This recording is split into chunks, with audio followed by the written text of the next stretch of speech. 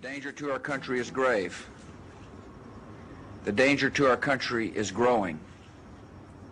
The Iraqi regime possesses biological and chemical weapons. The Iraqi regime is building the facilities necessary to make more biological and chemical weapons. And according to the British government, the Iraqi regime could launch a biological or chemical attack in as little as 45 minutes after the order were given. The regime has long-standing and continuing ties to terrorist organizations, and there are al-Qaeda terrorists inside Iraq. The regime is seeking a nuclear bomb, and with fissile material could build one within a year. Weapons of mass destruction. Weapons of mass destruction. Weapons of mass death. The intelligence that we were operating off was correct. The quality of our intelligence operation, I think we're better than anybody else. We gathered a lot of intelligence.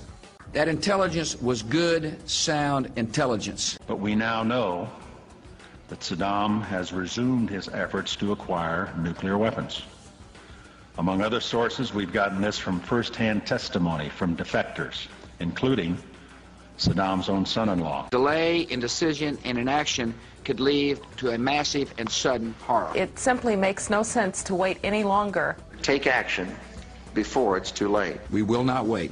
As President Bush has said, time is not on our side. I still thought that 3.5 months for new inspections was a rather short time before cooling a day, and especially when we now see that they say, the U.S. government is saying that, look, you have to have a bit of patience, you know, these things take time. If someone is waiting for a so-called smoking gun, it's certain that we will have waited too long. We don't want the smoking gun to be a mushroom cloud. We cannot wait for the final proof, the smoking gun, that could come in the form of a mushroom cloud. There are al-Qaeda in Iraq. Saddam Hussein cavorts with terrorists. Secretly and without fingerprints, he could provide one of his hidden weapons to terrorists or help them develop their own. From 3 Iraqi defectors, we know that Iraq in the late 1990s had several mobile biological weapons labs. Saddam Hussein had the materials to produce as much as 500 tons of sarin, mustard, and VX nerve agent. U.S. intelligence indicates that Saddam Hussein had upwards of 30,000 munitions capable of delivering chemical agents. Inspectors recently turned up 16 of them, despite Iraq's recent declaration denying their existence. Saddam Hussein has not accounted for the remaining 29,984 of these prohibited munitions. He hasn't accounted for that material. He has given no evidence that he has destroyed it. Saddam Hussein had material sufficient to produce more than 38,000 liters of botulinum toxin.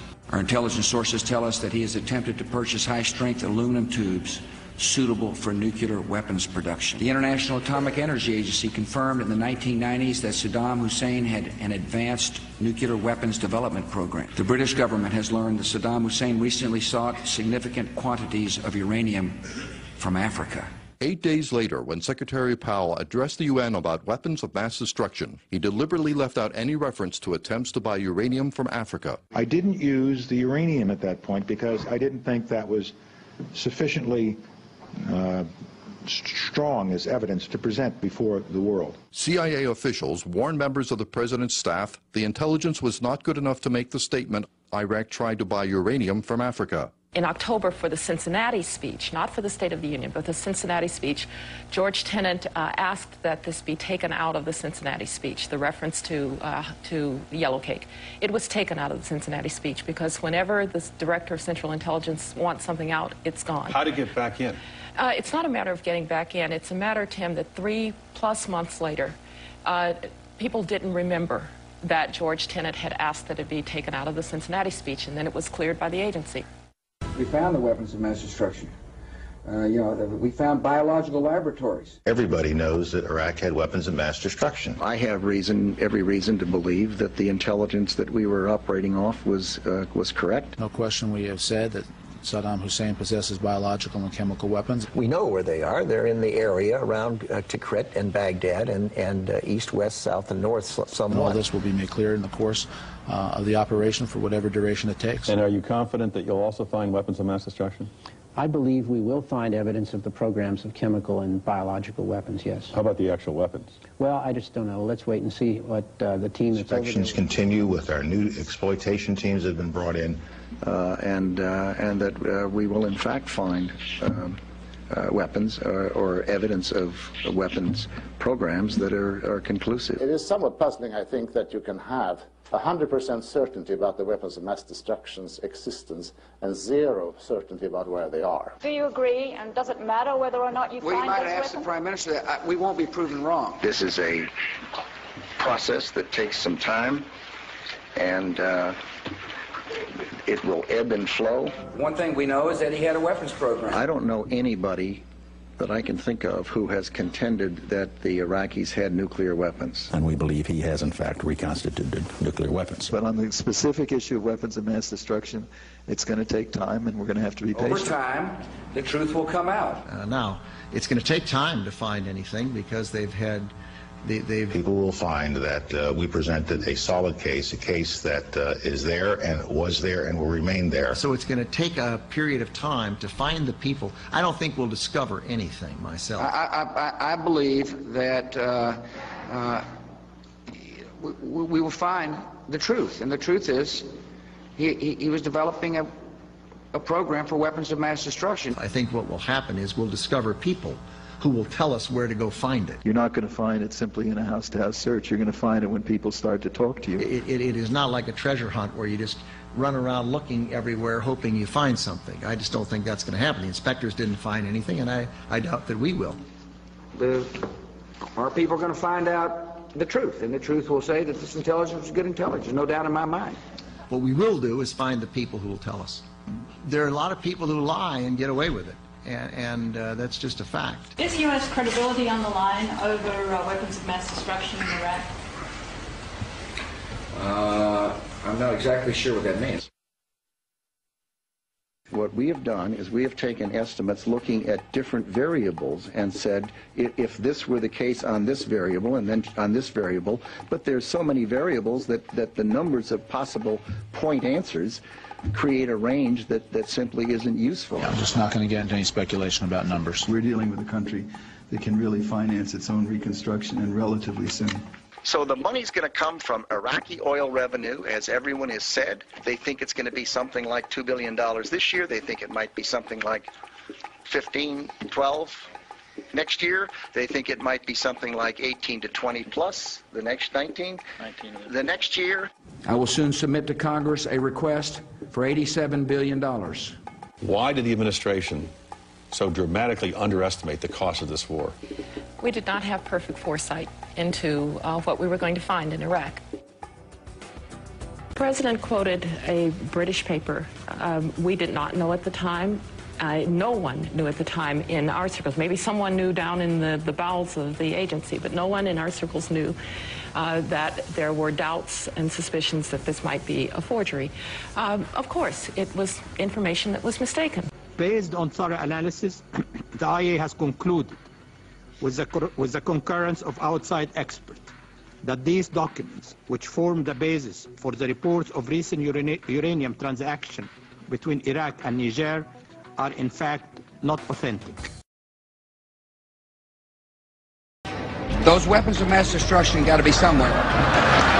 Maybe under here, maybe under here, maybe under here.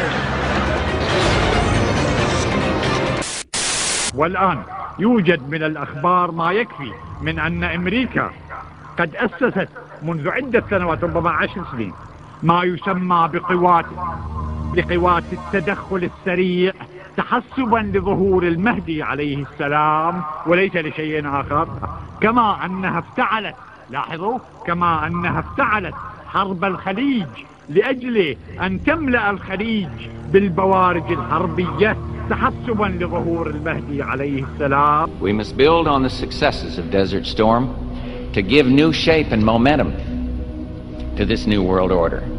كما أنه من الأكيد أن له في البنتاغون ملفا كاملا وضخما عن أخباره التي تستطيع أمريكا جمعها، حتى قالوا أنه يفتقر فقط إلى الصورة الشخصية له، طبعا وهي مفقودة. The quest for the new world order is in part a challenge to keep the dangers of disorder at bay. ولا شك أيضا أنها تأخذه بنظر الاعتبار في كمبيوتراتها السياسية كأحد أهم المحتملات للتغيير الاجتماعي الممكن حصوله في الشرق المسلم. Only when this transformation is complete will we be able to take full measure of the opportunities presented by this new and involving world order. The New World Order really is a tool for addressing a new world of possibilities. This order gains its mission and shape not just from shared interests, but from shared ideals. طبعا مع التعتيم التام على كل هذه الأمور، وعلى أي حال فيكون من الحكمة الإلهية إخفاء موعد ظهور المهدي وبقاء الموعد غامضا مجهولا منوطا بإذن الله سبحانه وتعالى. الأمر الرابع الإشارة في التوقيع الشريف إلى أن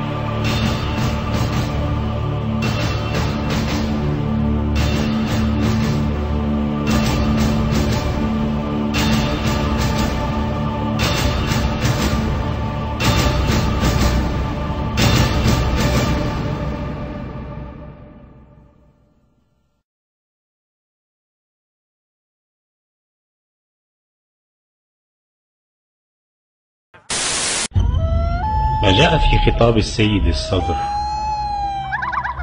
قبل قتله رحمة الله عليه هو إخبار أو لنقل تنبؤ بالمخطط الأمريكي لاحتلال العراق قبل سنوات من وقوعه. وقد كشف في خطابه بكل وضوح السبب الحقيقي الذي دفع أمريكا للقيام باجتياح واحتلال العراق فيما بعد. والسبب ليس هو تدمير أسلحة الدمار الشامل والأسلحة النووية، وليس أيضا نشر الديمقراطية في العراق أو الحرية كما يقول السياسيون، ولا أيضا بغرض النفط كما يدعي بعض خصوم أمريكا مثلا، بل بين بأنه تحسبا لظهور المهدي المنتظر عليه السلام. وقال في خطابه أن أمريكا كانت تعرف بظهور الإمام عليه السلام ولديها معلومات أكيدة بهذا الخصوص محفوظة لديها في دوائر البنتاغون، فقط تفتقر إلى صورته. وهذه المعلومات جمعتها استخباراتها وكمبيوتراتها والوسائل التقنية المعلوماتية والاستخباراتية الأمريكية منذ سنين. ولهذا السبب أيضا لمحاربة المهدي يقول السيد الصدر: حشدت أمريكا جيوشها في الخليج وخططت لاحتلال العراق، وفعلا احتلت العراق استعدادا لمواجهة ومحاربة الإمام المهدي عليه السلام ومخططه لإقامة دولة العدل الإلهي التي ستفني حاكمية الناس والدجال الأكبر، أمريكا والديمقراطية وتنصيب الناس للناس. وقد بين بوش في مواقف كثيرة أن حربه في العراق كانت بأمر الرب كما